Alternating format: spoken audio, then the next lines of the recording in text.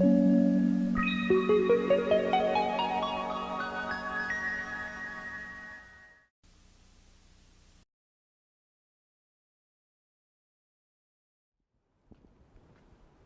everyone. My name is Wayne Sebamurti Gentry, and I'd like to start off by first thanking my wife, Donna Gentry, and the staff here at Julian for inviting me to speak during this Peace Week event. And if we can, for a moment, can we just have a brief moment of silence?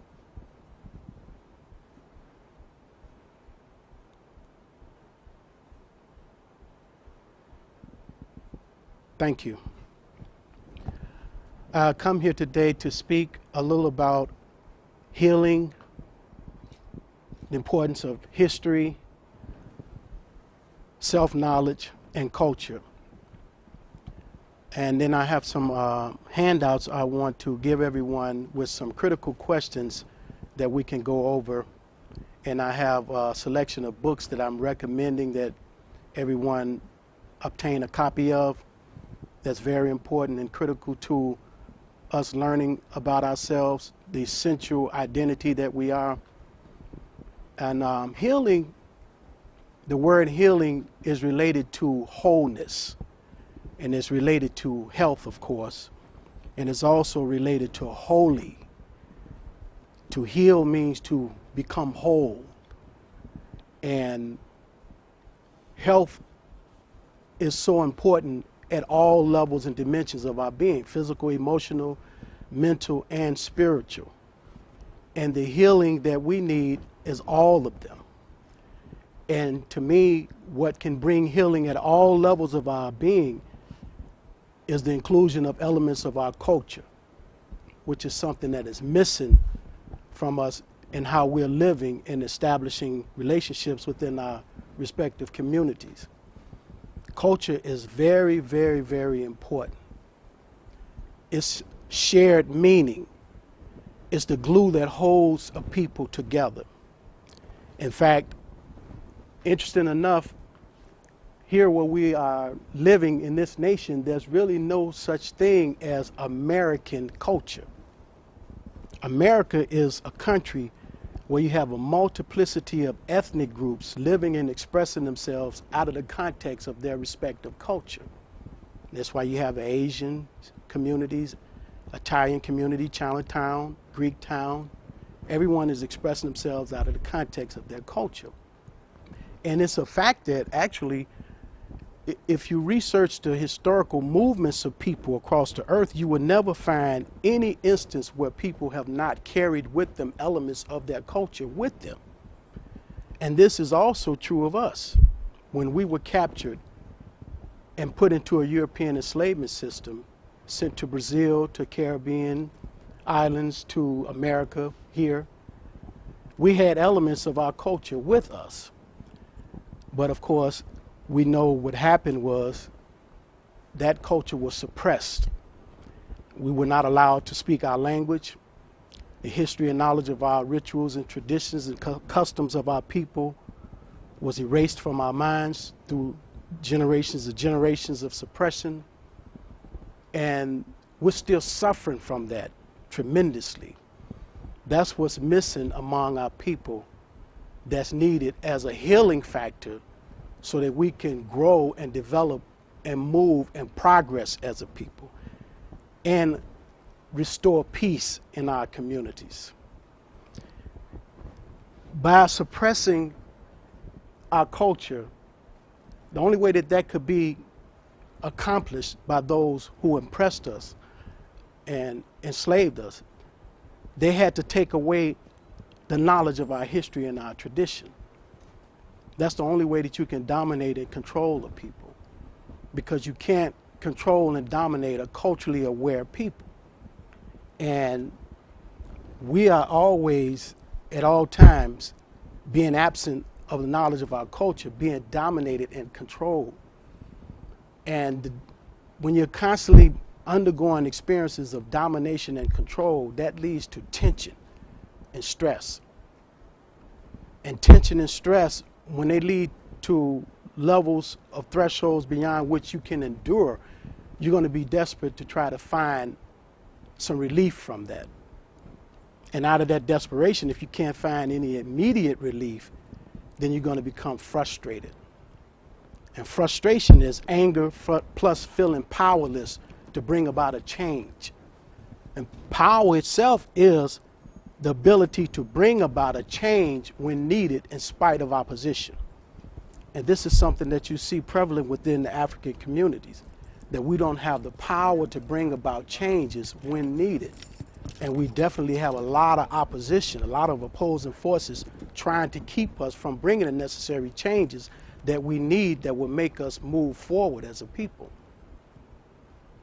And culture is so important in bringing that to an end, because the element of culture is the glue that will seal all of our relationships together. It will bring into our minds a group sense of consciousness, ethnicity, and this is what is absent.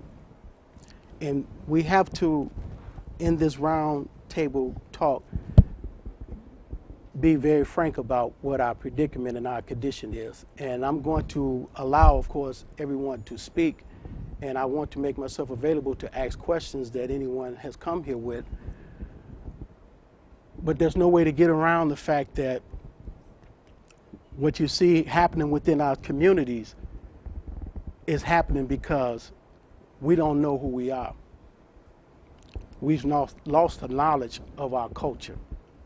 We don't have the ties that bind, which is what culture does. And what you also see happening in our communities, when there's a lot of frustration, you see aggression emerging. And aggression, when that aggression is not diffused, the energy that feeds it, it leads to acts of violence. And there's never any lasting peace wherever there's violence. So the way to eliminate the violence, the aggression, the frustration, the tension, the stress, is to bring in the cultural element so that we can unify as a people, heal, and move forward. It's very, very important. And the reason why so much aggression and frustration is surmounting within our communities is because we are still a dominated and controlled and exploited people. And the only reason why we are continuing to be in that position where we can be dominated and controlled is because we don't know who we are. We don't have elements of our culture. And what I like to do now is, you can pass this around. It should be enough for everyone. I have some critical questions on here I like to go over, and we can discuss them. And also on this paper I have a recommended book list for empowering and enlightening our minds. Does everyone have one yet?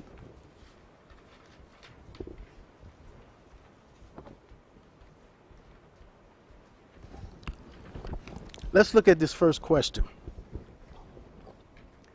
How will you recover what you've lost if you don't remember what you had? I want us to have some discussion about this a little bit. Is that possible? Can you recover anything that you've lost if you don't remember what you've had? How will you know how far to climb if you don't know how far you have fallen? You keep climbing till you see the top.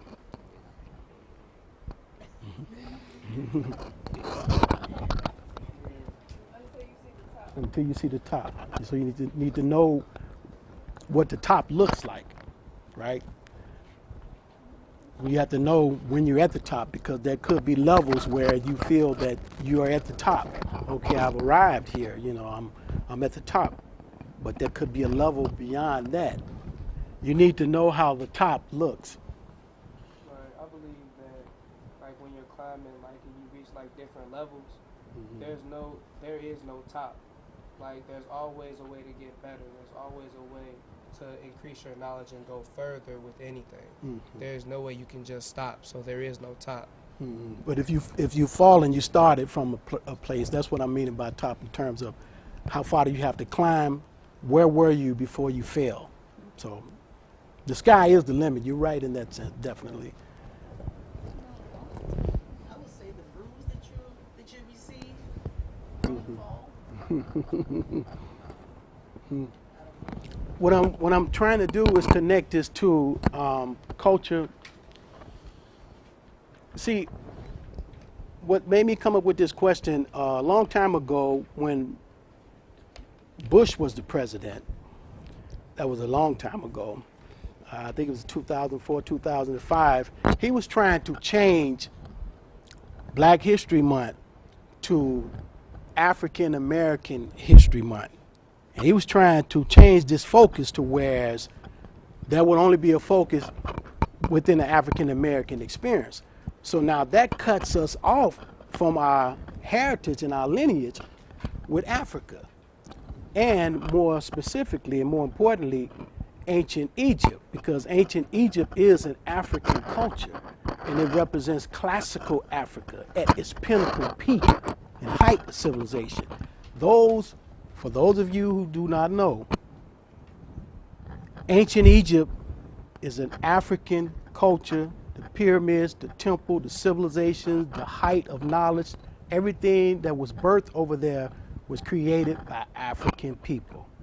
They were not created by aliens from outer space. They were created by African people.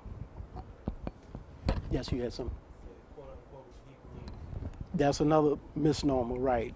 That the Hebrews were used to build the pyramids. That is not true.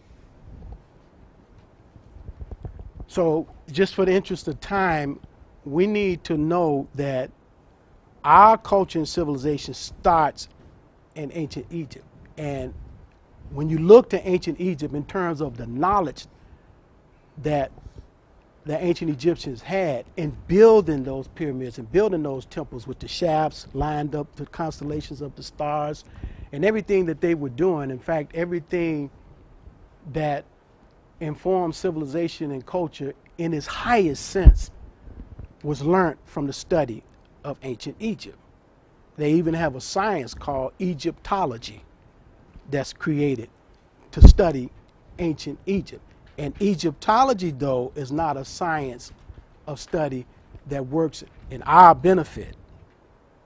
It works to the benefit of those who are seeking to hide the knowledge of what I am sharing with you now, to hide the fact that there were African peoples that built ancient Egypt. There's an organization called the Association for the Study of Classical Civilizations, ASCAP, that was founded, I believe, in 1984. And I have a book here that I'm going to say something about a little later, whereas this organization was founded by African scholars so that the true history and knowledge of ancient Egypt could be told and taught to the world. You have something you'd like to say? There was our word you use, repent. No, there was a word you used to describe our history that we bring out throughout ourselves. Like doing this is our history that we don't see commonly, but we do it. Oh yeah, the residuals. That. Yeah, right. So residuals. By when you bring up ancient Egypt, I just wanted to make a statement saying most of them images and drawings of the pharaohs with long hair, those was locks. And most of the gold they wear to this day, we still, no other race really is as shiny as us when it comes down to it. Right. And no other race has this naturally when it comes down to it. So when it comes back to Egypt, I just want to make a statement. That was us. That was all us. Right. And you know, when this is important that we bring it to a focus in this conversation, that it is okay and always all right for us to talk about ourselves in factual ways, in proud ways, in ways that we are expressing self-love for who we are and who we have been. Never let anyone make you feel that when you talk in manners such as how we're talking, that you're trying to boast and you're trying to put other people down. We're just stating facts. And we're speaking them in ways that we're embracing who we are, which is what we need to do. Because once we embrace ourselves with love, with pride, with knowledge, with facts, then we'll see each other in a unified way, and it becomes much more difficult for us to stand divided and be conflicting toward one another, because we know that divided we fall and united we stand. So it's always good to talk in this manner, uplifting, self-love, self-pride. Say that, just like with say it loud, I'm black and I'm proud. We should always welcome that statement and not feel that it's a statement that's against other people. Even among the Black Panther Party for self-defense, they said all power to the people. All power to all people. It was never about just power to us. The power should be resting in the hands of all people. And when we're talking about enlightening and knowledge ourselves, empowering ourselves, then we're seeing the need that we must fulfill, and it's okay to talk about that, and it's okay to feel good about that. So let's move on, because I know time moves fast. Can someone like to read number 3? I don't have to read them all. I'll read it.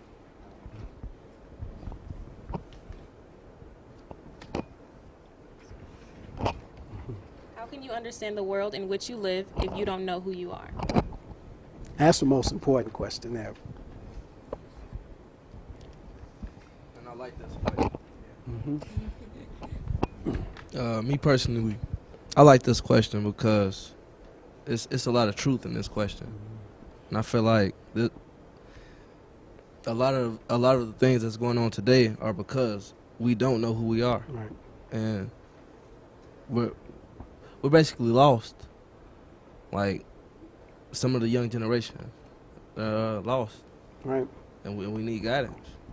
Right. You're right. And it's also important to understand that the knowledge that you are getting in this institution, the information, is important. It's usable. You definitely need to know about the English, the math, the science. You have to get the grades. You have to, move on.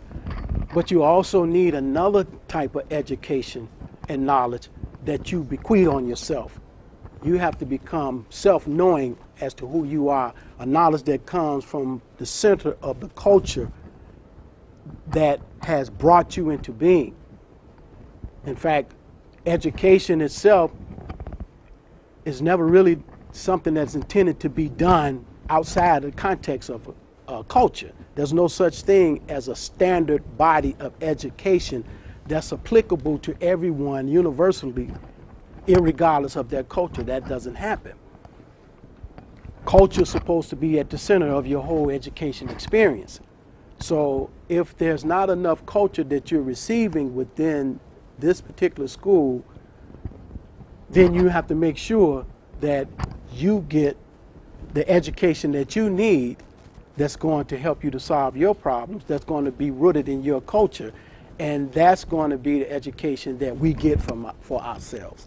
Until we get African-centered schools that has a curriculum that starts from frames of references that are anchored in our culture, and then all of the subject matters has a revolving angles of focus points that moves out from that center. Until we establish those institutions, then of course we got to make use of the institutions that we have here, but we have to have other institutions that we eventually create so that we can become knowledgeable of who we are and have African-centered schools.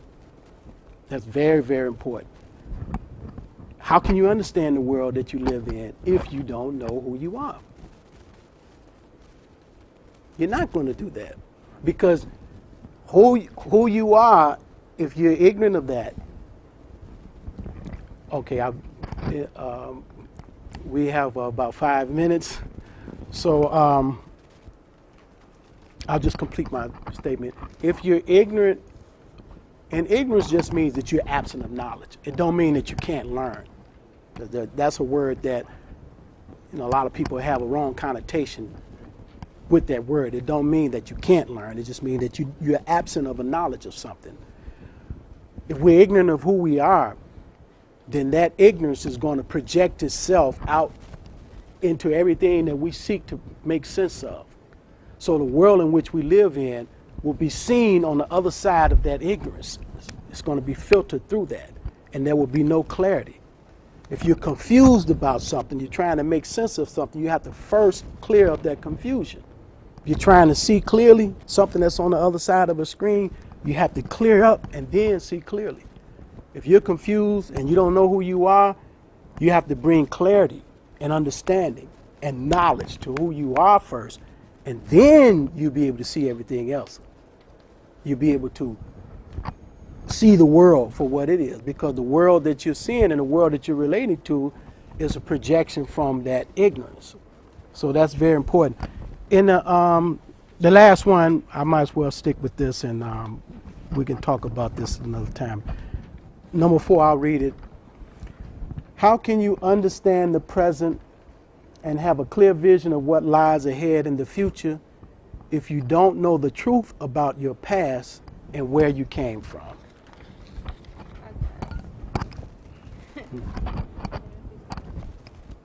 Okay, so I think it's like the question that we previously answered. How do you know how far to climb if you don't know how far you've fallen? Mm-hmm. So I think if you don't know about your future and you know where you are, that it's always like you said, like levels. So once you get to a level and you kind of sort of know, or you feel like you know everything, that you can always go further. So go to your self-fulfillment, and then once you get there, go to the next step. So you always want to try to keep challenging yourself and try to keep moving ahead, just so if you don't know, then you can try to get a clearer understanding. Okay, now in that question, the past, present, and the future, if you want to know what's going to happen in the future, look at what's going on right now. Because what's happening right now is moving toward what we're calling the future.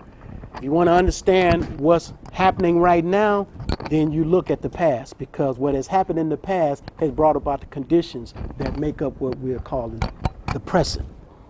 So if we don't understand what has happened in the past, then we're not going to understand what's going on in the present.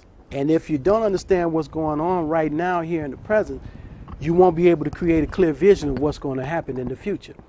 Even as a good example, even when we go to see a physician, a doctor, first thing they want to know is the history, your past, right? They want to know how you've been treated.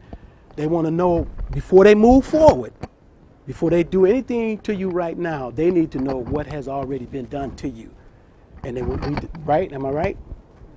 So in the same sense, in order for us to clearly understand what is going on right now in this present time, we have to know what has happened in the past. And much of that will involve us studying our history. A people without a knowledge of history is like a tree without roots. Can't grow. And that's a statement I believe that Marcus Garvey made famous, and Malcolm X also repeated it. A tree without roots cannot grow. And a people without the knowledge of the history, their own history, cannot grow, because everything that you do is rooted in your history. You have to know your past. You have to know where you came from. You have to have a clear understanding of that. So then that means that we must, and the way we should study history should be to study first the classical civilizations of ancient Egypt, Nubia, and there were others. Study that when there was building for eternity, pyramids and temples, to know that that's our potential. That's potentiated within us. And we have to study what is called the Ma'afa period, which is a Swahili term for great disaster, the enslavement. We have to know what has happened to us during enslavement, because a lot of things happen to us that traumatize us, which in some sense also re-engineered our thinking process, so that now we're not thinking African, the way we need to think, and we study history in the revolutionary sense of the word I used earlier, Sankofa, the way of remembering, going back and remembering who we are and using that to move forward. So we really don't have time to kind of flesh out these ideas. So I want to wrap this up by saying that we are to heal as a people by learning about our culture. I want to, real quickly, I have a recommended book list. The Know Thyself, this is a book by Naeem Akbar. It's very important. Another book from the Browder Files by Anthony Browder, extremely important. I don't have time to go over, I'm not going to even start on any of them because if I do, we run out of time. Stolen Legacy by George James. This is a book that's extremely important. The Miseducation of the Negro by Carter G. Woodson. Another book that's very important. The Science and Myth of Melanin, Understanding Melanin by T. Owens Moore. This is very important because it talks about the power of blackness, that which gives us our color, and how it's power in that. And then this book is not, well, this is my last, this book here is my own book, The Nature of Intelligence, which my wife compiled, A Look Beyond Mere Thinking. This book here talks a lot about self-knowledge and knowing who you are. This is another book, Kemet in the African Worldview. This is an extraordinary book and has a lot of good African scholars, Dr. John Henry Clark, Dr. Wade Nobles, Dr. Joseph Ben Levy, people that you should know about, that talks about our history, talks about our culture, talked about our experiences in ways that would help us to become knowledgeable of who we are, potentiated. We haven't resurrected this knowledge to the point that we can act on it, but it's within us and we can bring it forward and act on it. Another book is Let the Circle Be Unbroken by Marima Ani, The Implications of African Spirituality Within the Diaspora. It's a very, very important book. And this book is also important, Kwanzaa, a celebration of, holiday celebration of culture and community. It's not a religious book, it's about culture. Kwanzaa is not a religious holiday. So with that said, anyone like to make one last comment? You expanded on the topic of us becoming one, but right now we're in an individual mindset. So in order for us to become one, we have to want to become one. And right now it's not looking good because we're a little bit too separated. We just have to see a need to become one. And that need, seeing that need should be evident in the fact that what we're doing now is we're engaging in acts of self-destruction. I mean, we're participating in our own demise by what could be called black-on-black violence, and there's no way that we can survive if we continue at the rate that we're continuing. We need to see that that is a form of suicide at the group level. It's not just a homicide, individual one-on-one, I'm gonna get him, you know. You're getting yourself when you kill another black person. And it's also suicide at a human level if you expand it out beyond ethnicity. Just to kill any other human being is a form of suicide because you're committing acts of violence and destroying another human being. But once you see the need for it, then it will happen automatically. And I'd like to bring up an example. When the 4 officers were acquitted from beating Rodney King back in, I believe it was 1992 or 94, when they were acquitted, you all are familiar with Rodney King, right? And the video of him, right, and the Los Angeles riots and all of that. When those officers were acquitted, the gangster Crips and the Bloods, they formed a truce because they saw that we're killing each other. That's a black man getting beat like that. And this is what they think about us. And look at us. We're participating in our own destruction by fulfilling what they want us to do. And they committed to a truce and they stopped the violence. They established peace. And the chant that they were making was Africans Unite. They were saying, Africans unite, Africans unite. We are at peace. So it can happen when we see the need for us to put an end to the way of acting toward each other individualistically, and see that we are one ethnically, that we are one, of course, as a human family, but we're also one in the fact that we all are Africans. Of course, it's a process. It's not something that's going to happen overnight, but there are some things that can happen to bring your alertness to a crisis, whereas you act on it immediately. And once you see it as a crisis, you will act on it, because, like, if there's a room broke out a fire broke out in this room right now, it's a crisis. Everyone will be trying to get out of it. We won't try to figure out how am I, what should I do? Immediately you're going to act. Or if someone pulled out a gun and was threatening to shoot, everyone is going to move immediately. You're not going to sit there and think, well, is he going to shoot? Or, that's the type of urgency we need to bring to the crisis that we're in the way that we are participating in our own demise by killing each other. And it can be done. And what helped us to get to that level of perception is to start recovering elements of our culture, seeing each other as being one at the ethnic level, as this is my African brother, this is my African sister. And once you do that, you continue to, because it is a reality. That is the reality. It's an illusion that we're living and seeing each other as being separate. Separation is an illusion. Reality is that we are one. But because our minds are confounded and confused and we don't see the reality as being one, we're acting on the basis of that. When if you can take time out to recover the knowledge that has been taken away from you, then you will empower yourself to act in such a way that you eliminate all this individual way of acting, and it will stop. It can stop. Yes, he. I just had a question for you. In your own opinion, as a people, how would you fix the psychological imprint that racism has left on our people for generations over to come? How do you fix something when that's all you know?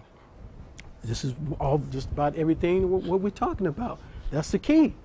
That is the key to how you fix it. You have to, and it's important what you've said, because our minds have been falsified too. See, this whole way of white supremacy and white superiority, that is a falseness. It does not exist. But that's something that we have bought into, and being inferior, thinking that we are inferior, and it's a whole process of defamation of our character that has been implemented over centuries. We have been the victims of terrorism and abuse and stereotypes and character assassination, and that has scarred us psychologically. It has scarred us deeply. Well, we have to see that that's something that has been done, as I've said earlier, to continue to keep us in a position where we can be dominated and controlled. The way that we can eliminate that is that we see the need to reincorporate elements of our culture into our way of living, which means that we got to become educated along the lines of what culture is.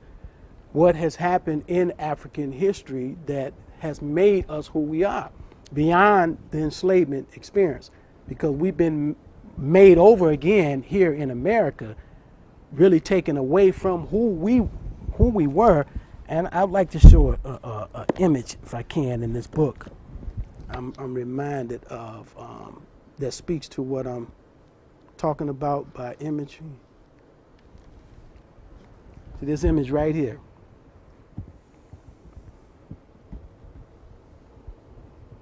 And the picture says 1,000 words.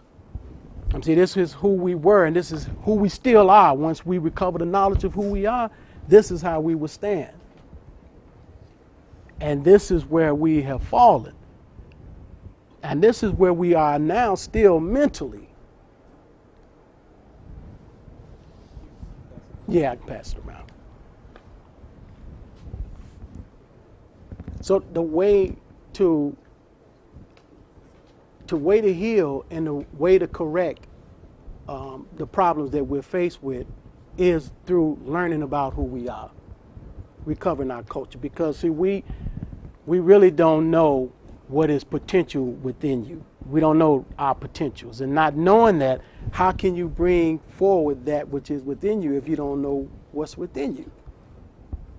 We have to learn it. Just as we're learning everything else, we have to relearn about culture. And this is one of the things that distinguishes us among all other creatures. See, we're not born knowing who we are. We don't operate on the basis of instincts like all other creatures.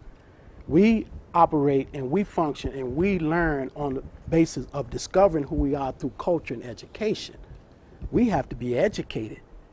A human being, there's such a thing as feral children. If any of you all heard that term used before, feral children, a feral child. This is a child that has been left outside the context of other human beings, left to grow in the wild. Some of them have been raised by other animals. Yeah, there's been some accounts where they have discovered certain humans that were raised with animals, and they had no language, no human traits. They didn't function and act as a human being. And the reason why I brought that up is because it takes a human to make a human. And it's through education and culture that we are made into who we are. Well, other animals, an animal is going to grow up to be an animal because its composition and how it is, it functions off of instincts. Automatically, it just acts on instinct. And this is why also you will see that they will never do anything to their natural habitat beyond what they've been doing for thousands of years. Whereas if you look at human beings, we're constantly building, constantly creating, constantly expanding.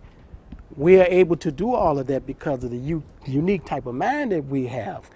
But that happens through a process of culturation and education.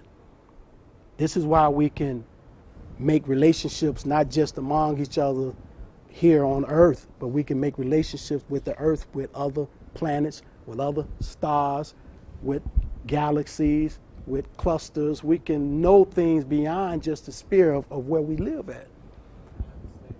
Yes. Well, it's a question, really. It's a question. So you were talking about educating ourselves. The best way, in my opinion, is education starts from home, right? So what if we're not at our home right now? The best way to really find education is to go back home. Agreed? Yes.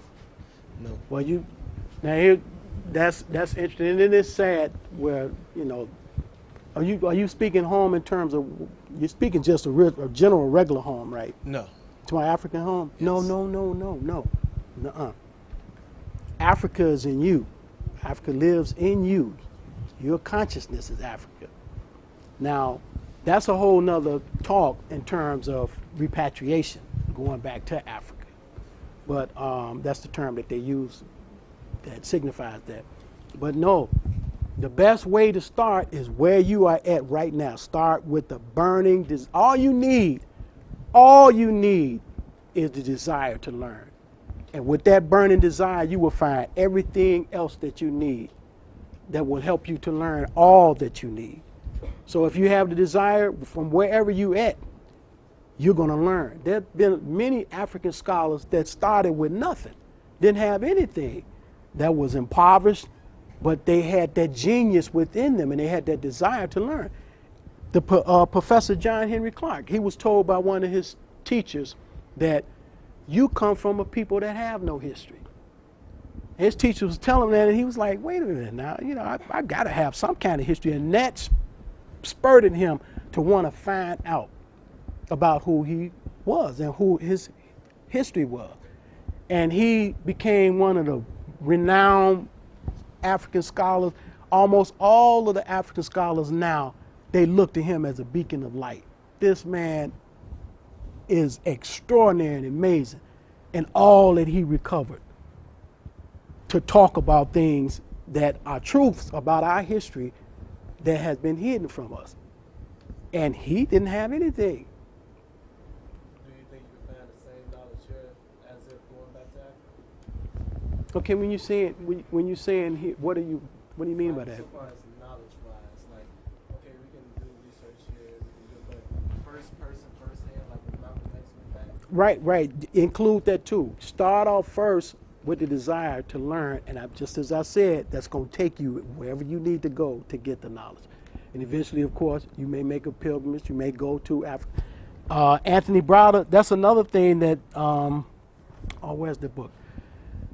Anthony Browder, he sponsored yearly trips to Egypt, and he gives tours. You know, he takes you around, and he explains to you Abu Simbel. He talks about the pyramids. He talks about different parts of Egypt, and he tells you the history of it. Matter of fact, he's actually right now engaged in the active excavation of a tomb. The first time in history that black people has been the head of an excavation of a tomb of a priest by the name of Karakuman. And Karakuman was the one who would do the libations at the temple of Ipedasut. And this is a place that housed and educated thousands of Africans. And him and his daughter right now are excavating the tomb of it. But he goes there every year. And so on your recommended book list, if you type up Anthony Browder on the internet, you more than likely will find his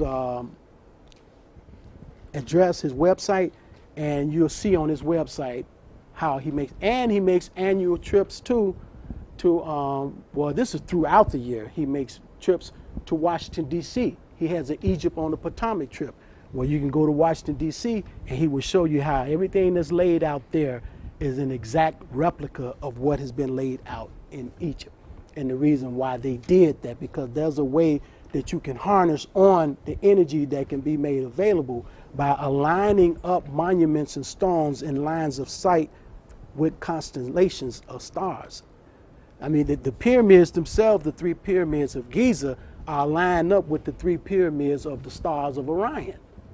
And in some sense, what they were doing is they were saying, as above, so below. And they have shafts within the pyramids that line up with certain constellations of stars where they were drawing on the energy from those stars. And they were also engaged in initiation rites within the pyramids. They were not tombs for the pharaohs, even though they're named Khufu, Khafre, and Makari after the father, son, and the grandson of ancient Egyptians. But there's a lot of things that we really need to learn about that ancient Egyptian culture that would help us to, see more of who we are and what's potentiated within us. Because it's not like we're going to try to rebuild pyramids all over again, but we take the knowledge that was used to build the pyramid to help build what we need in our civilization. We're not accessing that knowledge now because we don't know how to access it. But the key is to first start out by exposing yourself to the information which all these different scholars have researched for. I'm talking about they've done 30, 40, 50-year research. Dr. Ben and John Henry Clark, they have been pioneering, both of them are deceased now, but they have been pioneering this research for over 40, 50 years. Yes. Some of the students have heard of the Hidden Colors series. A lot of those scholars that are narrating on that particular series are students of John Henry Clark and Dr. Ben. But I wanted to just say, we're going to wrap it up, but I just wanted to ask, you said something, and Darius was in conversation with you regarding the police when Rodney King, when that situation happened, and it made me think of the Peace Week we're having this week and how the topic of police brutality and our hopes, Ms. Saunders and I and all of the students here, to maybe they can, that just made me think of if they can get that and really see where we need to treat each other better, because we can appreciate, like the Bloods and the Crips, when they saw the brutality amongst them on them, then they became aware of the connection between them. Right. And so I'm hoping that this week maybe we can see, because there's a lot of cases, and me and Ms. Saunders, we are just discovering more and more cases regarding that, to show that we need to start loving each other because we're on someone else's agenda. Right. That's what I'm about to say.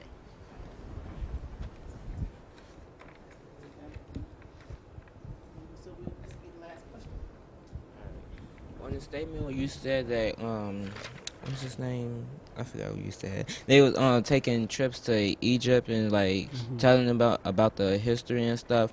Like for me, I had to think about it because people, they have a mindset that they are an individual and they don't think as one. So when somebody tells them that information, how are they supposed to understand it if they don't think about them as a culture? If they don't think about themselves as a culture. Yeah, it's like How? like they don't think of like the Africans. They don't think of them as a group. They just think of that it's just me, myself. So like, how do they understand what's being told to them if they only think about themselves? You got to help them to understand it. That's why they say each one reach one, each one teach one. They have to themselves become exposed to the knowledge that would help them to understand it. You can't understand things if you don't have information in place for you to assemble together to make meaning points in your brain so that you can now understand it. So you have to be fed the information first. You have to be told, you have to be exposed, it has to be pointed out to you. And it has to be done in ways where it's pretty much unarguable. And then when it is, it's overly convincing that they can't debate it. Like much of what I've said today, I'm speaking facts. It's undebatable. Anybody who tries to debate it, they are not knowledgeable of the facts, because it's not something that I personally invented. It's something that everyone can do the research, and that's what real science is, where you can actually, it's repeatable. You know how in your science, where you do experiments, everyone can do the experiment and come up with the same results.